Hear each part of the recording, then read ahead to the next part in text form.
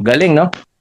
Oras na ba? 10:40, no? 10 hanggang 10:30 tayo. So, inulit na to. God is manufacturer and we are the product. Okay, so truth number 5. God is committed to the future He placed in your future. Yung malalim to. Ang lalim, no? Tingnan nyo, God is committed. Nakakommit si Lord to the future. Kung ano yung dinisign sa'yo ni Lord. Di ba lahat tayo dinisign para maging successful? Kasi God is the manufacturer and we are the product. So kung ano yung design sa atin, prosperous life eh. Tama? Magkaroon ng masaganang buhay. Nakakommit daw si Lord sa future natin. Kaya pala, hindi ako pinayagan ni Lord na mag-retire na empleyado. At ang misis ko, pinabalik ng Pilipinas. Hindi na siya OFW. Kaya pala binigyan tayo ng negosyo kasi nakakommit si Lord na yung future natin mangyari. Kaya pala noong 2006, pinaupo ako sa seminar. At naintindihan ko, si Lord pala may plano. Kasi nakakommit siya na yung future ko, mangyari sa buhay ko, ang magkaroon ng magandang buhay. Eh, ganun din sa iyo eh. Kaya ka dinala sa OneOpti kasi nakakommit si Lord na maging maganda ang buhay mo. Huwag mong sayangin. Huwag ka na lumipat. Walang pogi doon.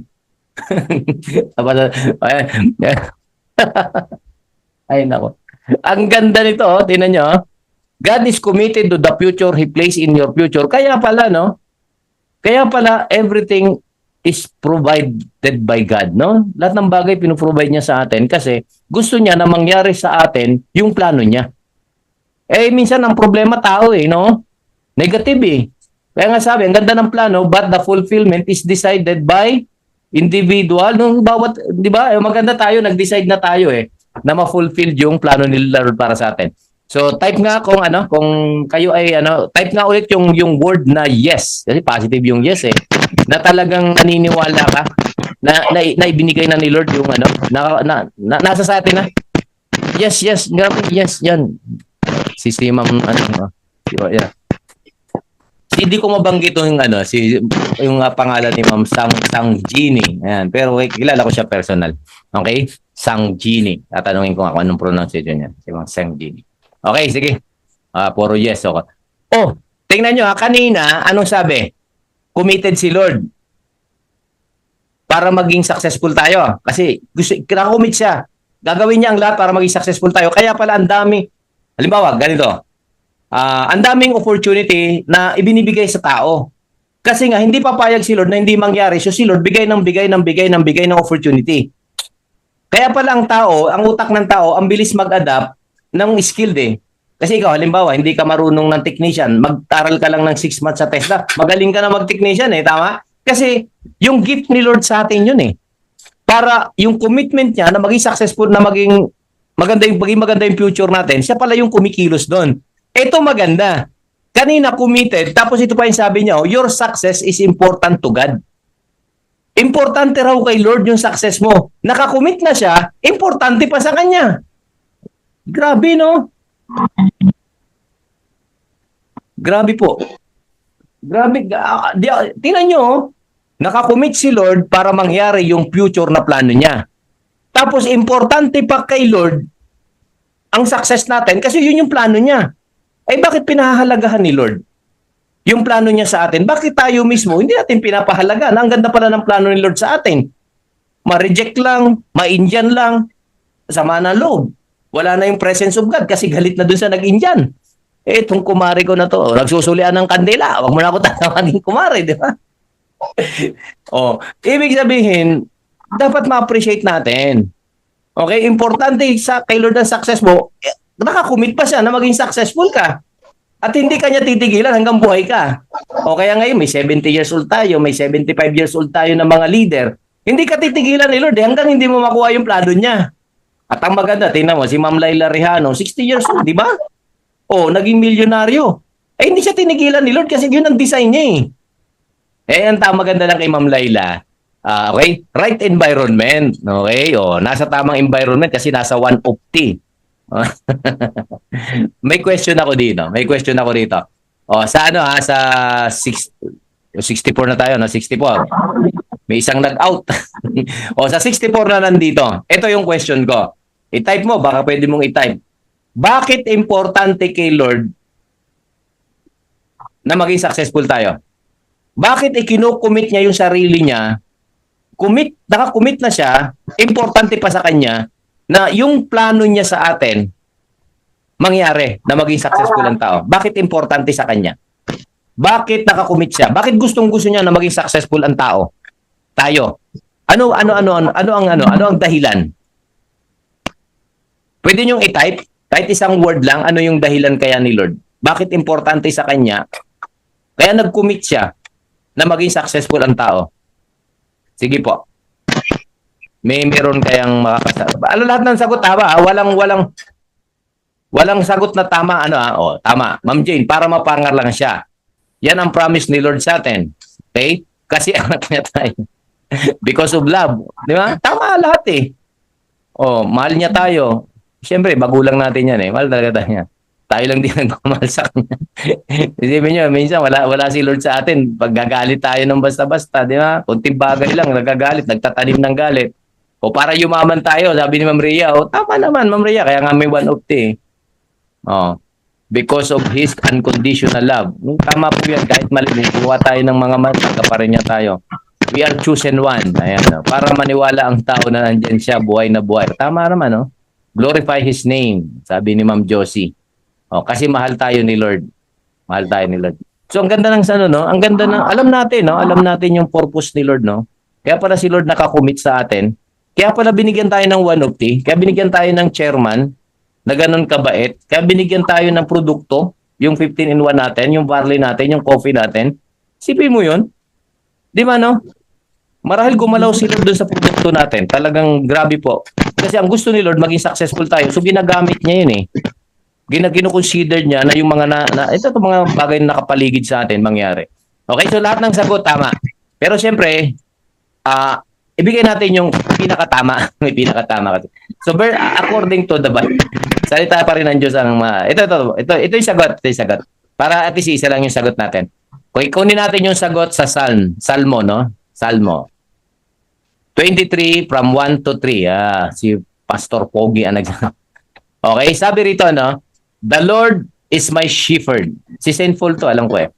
I lack nothing. Sabi ni San Pedro, Saint Paul. Si Saint Paul ba si San Pedro? Parang Saint Peter, no? Saint Peter. Si Paul, no? Huwag na, sumasakit pa ulo ko. Okay, the Lord is my shepherd. I lack nothing. Wala ako. He makes me lie down in the green pasture. So, pinayagan niya ako mapunta dun sa masaganang buhay. Kasi tupa to eh, di ba? He leads me beside the quiet waters. Di ba? Sa walang storm, di ba? He refreshes my soul, peace of mind. So, naging successful yung tao. He guides me along the right path. Bakit? Ito po. Tama yung sumagot eh. For His name's sake. Para maparangalan ang Diyos. Kaya pinipilit ni Lord na maging successful tayo. Kaya siya nakakumit na maging successful tayo, maging tagumpay tayo sa mga bagay na gusto natin kasi gusto niya na maparangalan ang pangalan niya. Grabe, no? Ganon katindi pala ang plano ng Diyos. Kaya tayo binigyan ng negosyong 150 para pagdating ng araw na yayaman tayo, magiging successful tayo, grabe po, itataas natin ang kanyang pangalan at pagsisigawan natin na dati tayong mahirap, dati tayong walang-wala, pero dahil kumilos ang Diyos sa buhay natin, eto na tayo. Magiging testimonya tayo ni Lord. Yun pala. Kaya ka dinala sa 150, binigyan ka ng pagkakataon para umasenso, para ipagsigawan mo pagdating ng araw na yung kotse mo, yung bahay mo, yung savings mo, yung kalusugan mo ay bigay sa iyo ni Lord. Hindi. Naku, galing no? Parang gagawin tayo ni Lord na advertiser. Parang opti, no? Tama, pagsisigawan natin, buhay ang Diyos. Billboard tayo. Oh, di ba? Tuwing nagsasalita tayo, pararangalan natin pangalan niya. Totoo naman eh. Wala ka namang kakayahang yumaman eh. Oh, kaya lang tinan mo, kumilos si Lord sa buhay mo, in-invite ka sa 150, binigyan ka ng mga leader, binigyan ka ng karunungan, eto ka na. Maganda na yung buhay mo.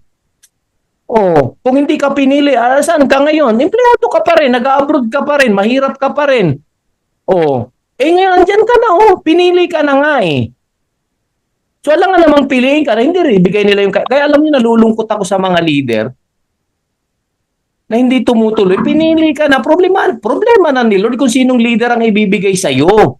Kasama na sa package yun. Hindi ka pa nga sumasali, di ba? Pero dinisign ka na ni Lord, mapapunta ka sa one of T, problema na ni Lord kung sino yung leader na ibibigay sa'yo. Hindi ka dadalhin sa one of T kung wala siyang plano. Kasama sa package ang mga leader. Kaya lang, bakit hindi pa binibigay sa'yo? Tamad ka mag-training. Kaya di ka binibigyan. O sipagan mo mag-training, tapos sabihin mo kay Lord, Lord, marunong na ako mag-product. Ilabas mo na yung mga taong nangangailangan ng information sa product. Lord, marunong na ako mag-marketing plan. Nasa na yung mga taong naghahanap ng opportunity para kumita? O, ano sasabihin ni Lord? Sigurado ka ha? O, bigyan ka, 5 stock araw-araw. Sabihin mo, Lord, nakakapagod pala. O, di ba? Yun yung point ko. Dapat preferred ka. Hintay-hintay din pag may time. Di ba?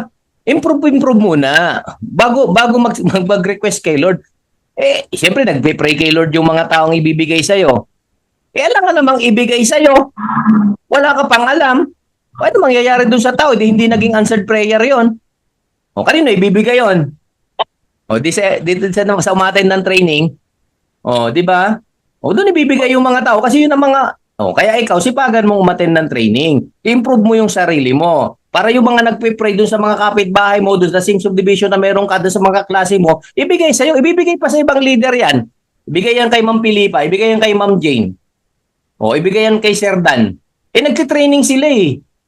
Alam nila na, di ba? O, ikaw, di ba? Papasok ka, tutulog ka pa. O, tapos maya-maya, wala na. Di mo naman napagod na ako sa kasasalita. Ayan, 10:20, 10:30, tapos tayo. Bibitin ako sa inyo eh. Ayan. Your future is important than your past. Actually, tama naman yan. Kasi past is past eh. Huwag tayong mabuhay sa nakaraan. Ang isipin natin kung ano yung future. Tapos na yon ha, tapos na yon. Dapat laging day one. Kung may mga negative na nangyari sa past, kalimutan na natin. Hindi tayo makamove on eh. Tama, may experience naman tayong natutunan. Di ka nating guide para hindi na maulit.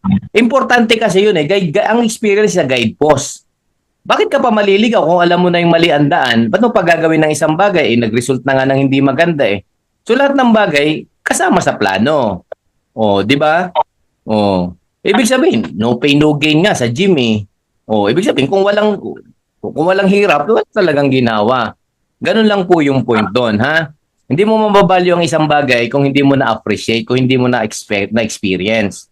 Parang ganito. Ito naman, given naman tong principles na to. Paano mo ma-appreciate ang pagmamahal? Ma-appreciate mo ang pagmamahal kung naranasan mo na hindi ka mahalin. Nag-practice na yung nag-practice maging mahirap. Yung mga di umati, nag-practice. Ang ganda nun, ang ganda ng principles na yon. Okay, tama? Paano mo mababalyo ang ginhawa kung hindi ka naghirap? Sige nga. Kaya kailangan, kung may pinagdadaanan man natin, enjoy mo pa rin kasi failure is a part of training. Actually, hindi a part of success. Kasama siya eh. Kailangan nating daanan eh. Okay, so your future is more important than your past. So please lang po, always feel na always day one tayo sa one of T, ha? Kalimutan na yung nakaraan. Pass is pass. Pag mga negative, huwag na natin pagkwentuhan. Doon tayo magkwentuhan kung anong gusto nating kotse. Anong bahay, saan tayo subdivision, magbibili ng bahay, di ba? Saan tayo mamamasyal after 5 years, magkakape. Okay, mararanasan natin to. Magsusum tayo, nasa Hong Kong tayo. Akala nila, nasa Pilipinas lang tayo. Pagtingin, nasa Hong Kong. Kinabukasan, nagkape lang pala kami sa Hong Kong. Ay, naku, sarap ng buhay. Okay? So, sabi nga rito, no, you can't go back and change the beginning, but you can start where you are and change the ending. So, ang focus natin yung future, ha? Kalimutan na yung mga nakaraan, no? Okay? Gawin na lang aral yung mga natutunan natin dyan. At i-value natin yon para hindi na maulit. Ang isang bagay na paulit-ulit na ginagawa na alam ng mali, hindi na po yun mali. Katangahan na yun. Alam mo nang mali. Naligaw ka na nga doon ka pa dumaan. Ay nako. Kahit anong pray mo, hindi na magbabago 'yon. Yun na yun eh. Oh, mali na eh, wag na 'yan, ano, wag nang ipilit, ha?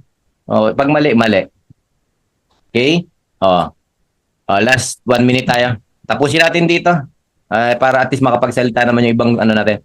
So sabi nito, Saint Paul to, Saint Paul Principles. Oh, si Saint Paul kasi isa sa mga kumbaga known to. Tapos kung i-rate mo yung ano, yung mga disciple, si Saint Paul yung pinaka naging parang ano eh, parang known siya. Parang kilalang ano, kung i-rate mo lang ha. Kumbaga sa estudyante, parang ito yung ano, highest honor to.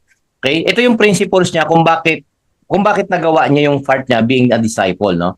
Kasi ito yung kanyang principles, no? Sabi rito, no? Sabi ni Saint Paul, no? I focus on this one thing. Isa lang ang focus niya. Forgetting the past and looking forward to what lies ahead. So lagi siyang, ang focus niya lang yung future. Kung nangyari na, okay na. Okay? Kung may aral, dalhin sa future. Pero hindi siya nagpapa-apekto sa past. Kasi wala na siyang magagawa dun eh.